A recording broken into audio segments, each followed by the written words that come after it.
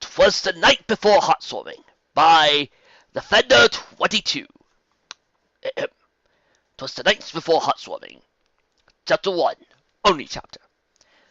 'Twas the night before heartswarming, and down at the apple farm everything was peaceful, no need for alarm. Apple Bloom was nestled, asleep in her bed, while visits of kitty marks danced through her head. Big Mac wore his harness, and Applejack her cap, and both were ready for a long winter's nap.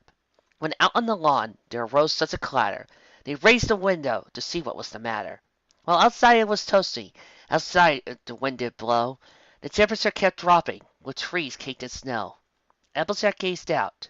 What she saw, fillies and colts, was a red sleigh pulled by the Wonderbolts.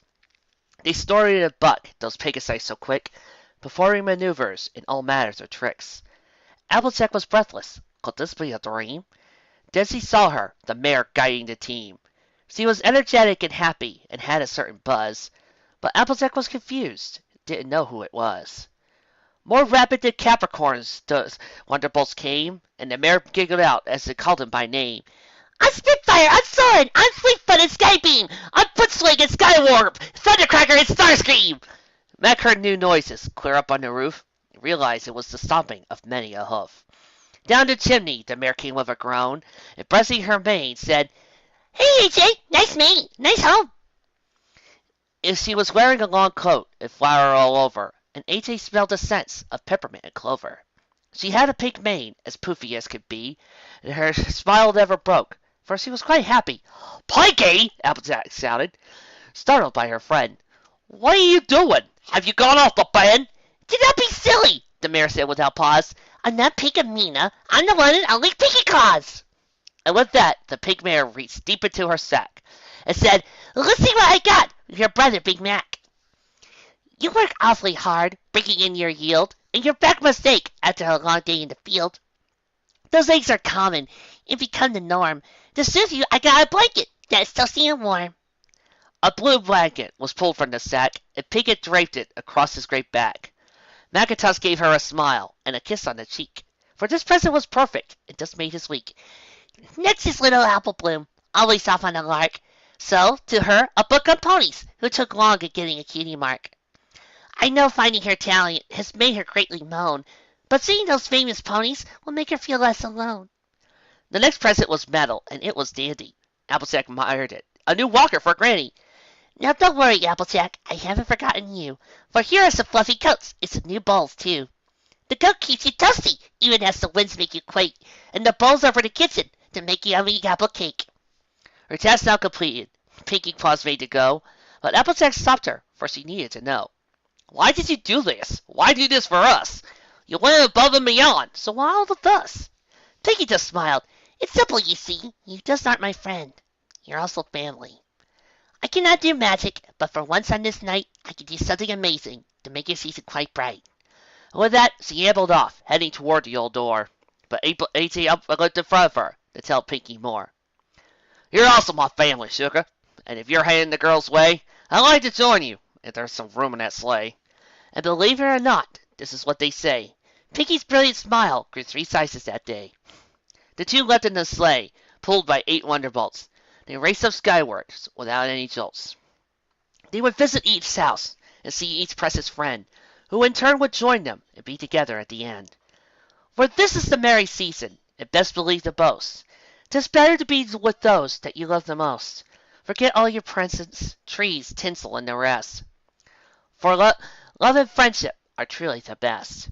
Racing away, Pinky called out, I'm next on Twilight! Happy hours, woman! AJ echoed, to all a good night. Luna, are you okay? Celestia asked, ambling over to her little sister. She heard some strange sniffling sounds, and had grown afraid that Luna was feeling down again. However, when the Solar Princess found her sister, Luna was not at all in a blue mood. The Night Ruler of Fed was gazing down from her balcony, a smile on her face as she watched her little ponies. We are well, sister. Very well, Luna said, quickly wiping away a tear and hiding the poem she had been working on, based on the events she had just witnessed. Well, I'm glad to hear that, Celestia said with a yawn, rolling her wings to work out the kinks. There was a reason she didn't stay up sunset those past nights. I'll see you in the morning. Good night, sister, Luna said, turning her attention to the moon and making it just a bit brighter. After all, Pinkie Claus would need plenty of light to complete her run. And to all of you reading, and to all of you listening, happy Hearthwarming Day for the ponies of Equestria and all of us. Thank you for the love, respect, and attention. Good night.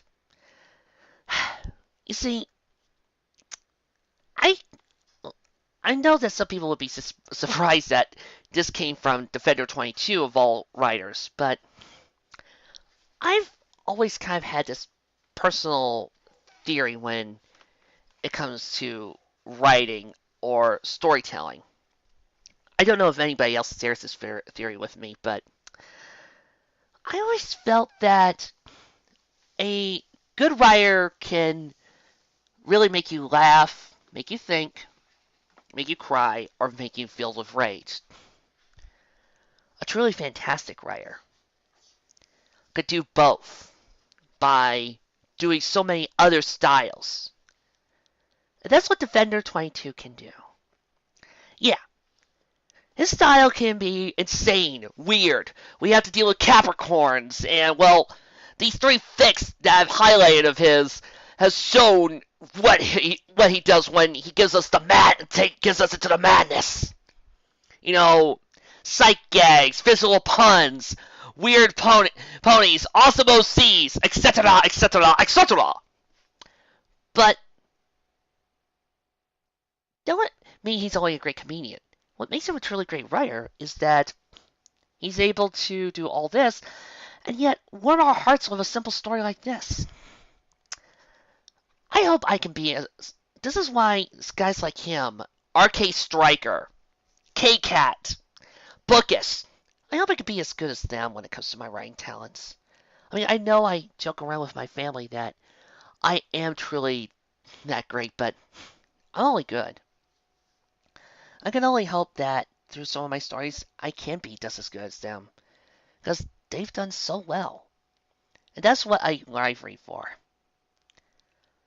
I live read because I make people happy.